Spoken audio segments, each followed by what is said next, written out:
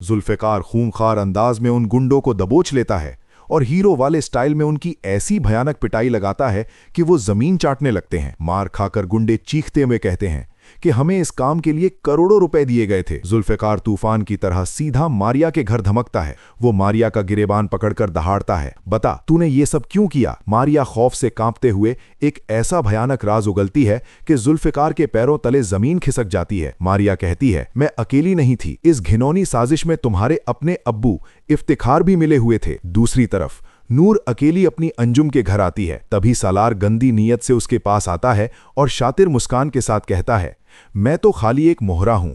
असल में इफ्तिखार शाह ने मुझे पैसे दिए हैं ताकि मैं तुम्हें जुल्फ़िकार की जिंदगी से निकाल सकूं। सालार जबरदस्ती नूर का हाथ पकड़कर उसे दबोचने लगता है, लेकिन बॉस, ड्रामे में सबसे बड़ा और खौफनाक धमाका तब होता है जब पीछे से अंजुम ये सब देख लेती हैं। अपने ही बेटे की इस नीच हरकत को देखकर अंजुम की आंखों में खून उतर आता है। वो अपने शदीद गुस्से को बर्दाश्त नहीं कर पाती और उसी वक्त अपनी पिस्टल निकालकर अपने ही बेटे सालार पर सीधी गोली चला देती हैं। धाएं! गोली लगते ही सालार खून में लथपथ होकर गिर जाता है। अंजुम रोते हुए उसके पास आती हैं और चीख कर कहती हैं, बेटा मुझे माफ कर देना। अगर मैं आज ये खौफनाक फैसला ना उठाती तो पता नहीं तू आगे कितनी और मासूम लड़कियों की जिंदगी बर्बाद कर देता। सालार तलपते हुए नूर से माफी मांगता है और वहीं अपना दम तोड़ देता है। उधर जुल्फ़िकार आग बबूला होकर घर पहुंचता है और अपने ही बाप इफ्तिखार का गिरेबान पकड़ लेता है। आपने ऐसा क्यों किया? मेरी मासूम हूर मेरे बच्चे की मां बनने वाली थी। जुल्फ़िकार तभी अपने पुलिस इंस्पेक्टर दोस्त को बुलाता है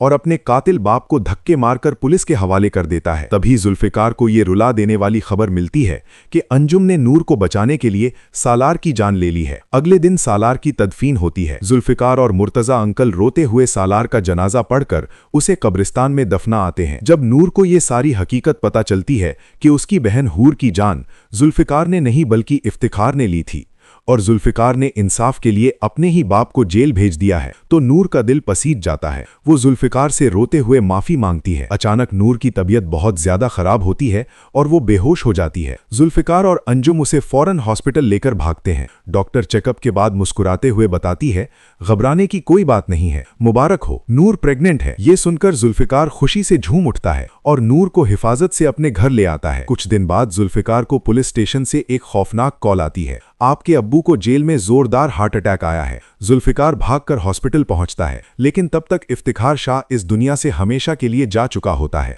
जुल्फ़िकार रोते हुए अपने बाप की भी तदफीन कर देता है। इन सब के बाद जुल्फ़िकार नूर को इतनी बेपनाह मोहब्बत देता है कि वो अपनी बहन के सारे गम भुला देती है। देखते ही देखते वक्त गुजरता है और एक दिन अचानक नूर को शदीद दर्द उठता है। जुल्फ़िकार की अम्मी फौरन जुल्फ़िकार को बुलाती हैं, बेटा नूर का बच्चा इस दुनिया में आने का वक्त हो गया है। वो उसे तूफान की तरह हॉस्पिटल लेकर जाते हैं। कुछ ही घंटों बाद डॉक्टर बाहर आकर सबसे बड़ी खुशखबरी देती है, जुल्फ़िकार शाह मुबारक हो, आपके घर एक बेहद खूबसूरत बेटी पैदा हुई है। ये सुनकर जुल्फ़िकार खुशी से पागल हो जाता है।